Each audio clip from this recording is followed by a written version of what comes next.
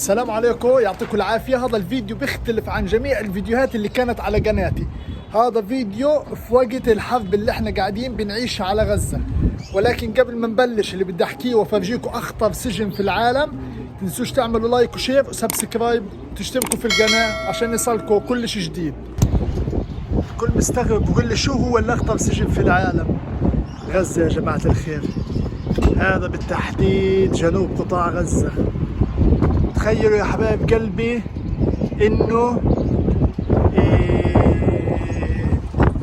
انه هذا القطاع اجمالي عدد السكان فيه 2 مليون ونص.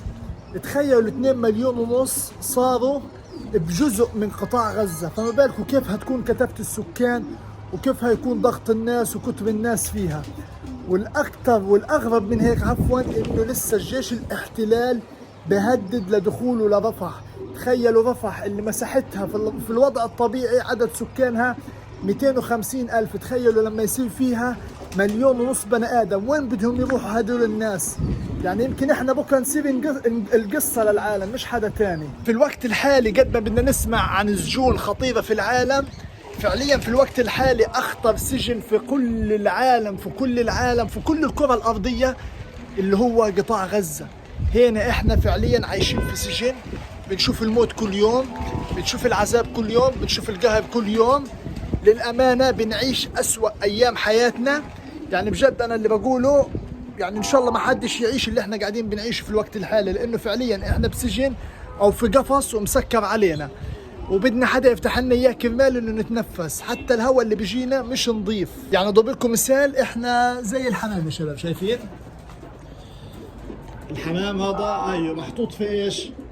محطوط في غرفة، صح ولا لا؟ مسكر عليه، بده ايش؟ حدا يفتح له عشان يتنفس ويقدر يطلع.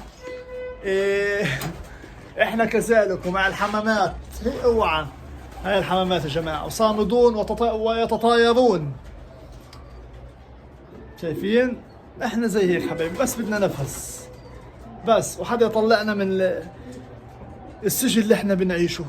اخطر سجن في العالم قطاع غزة. في كمان معلومة انتم بتعرفوهاش، كرمال انه تطلع من هذا السجن اللي انت عايش فيه، او كرمال انك تنجو من الموت، بدك تدفع دم قلبك كرمال انه تطلع من السجن. او علشان يعني طبعا الاعمار بيد الله ما اختلفناش، بس كرمال انه تعيش او تنجو من الموت بدك تدفع لك كل تحويشة عمرك، بدك تدفعها.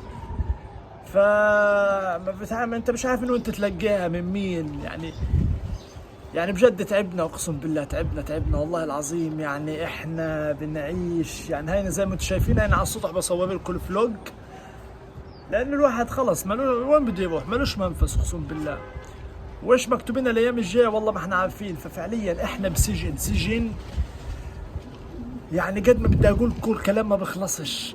يعني انا مش متخيل انه فعليا اليهود بدهم يخشوا مدينه رفح، وفيها نسبه السكان هذه اللي في الوضع الطبيعي عدد سكان رفح 250 الف، حاليا فيها 1.5 مليون. يعني بتكون بتمشي وانت بتخبط في حالك بين الناس من كتر الناس. هذا هو جنوب رفح.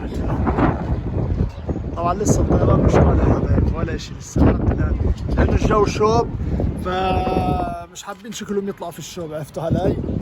هذا جنوب رفح حبايبي، مش شايفين؟ هذا جنوب ونحن ننتظركم. الهواء سخن، تحمصنا والله، احلى اشي في الموضوع كله انه هنا عاملين ايش؟ طلع عاملين مرجيحة. يا ايش في يا عمي؟ ايش في يا اخي؟ كبوا الكرسي شوية، خلينا نتمرجح يا زلمه. شو هالكرسي اللي بضلنا قاعدين؟ والله اكبر، حتى الواحد ملوش حظ في التمرجح، ملوش حظ اقسم بالله. طيب المهم اللي بدي احكي لكم اياه انه بدي اياكم تدعوا لنا، واذا احنا ضلينا عايشين نيجوا بنكمل لكم القصه والصار وش ما صارش والامور هذه كلها.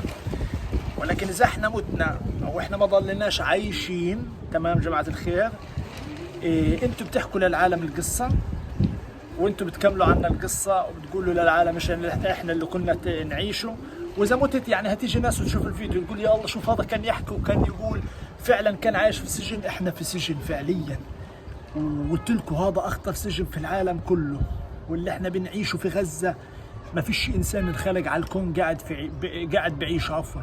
عشان هيك قبل ما نخلص الفيديو او قبل ما ننهي الفيديو اتمنى كلكم تحطوا لنا دعوة حلوة في التعليقات، وبتمنى منكم عشان تشوفوا كل شيء بصلكم تشتركوا بالقناة رغم الظروف ورغم كل شيء بنعاني منه ورغم كتير شغلات بنعاني منها، ولكن بنعمل القدر المستطاع ان احنا نصور لكم وان احنا ننزل لكم بظل ظروف النت سيء، فيش كهرباء، فيش كتير شغلات او انفقدنا من كتير شغلات، ولكن بنحب نوثق لكم. تحياتي لكم من داخل قطاع غزة الحبيب، وتنسوش تدعونا في التعليقات او في الكومنتات، وتحياتي لكم اخوكم محمد يونس، وانتظرونا في فيديو جديد وفلوق جديد.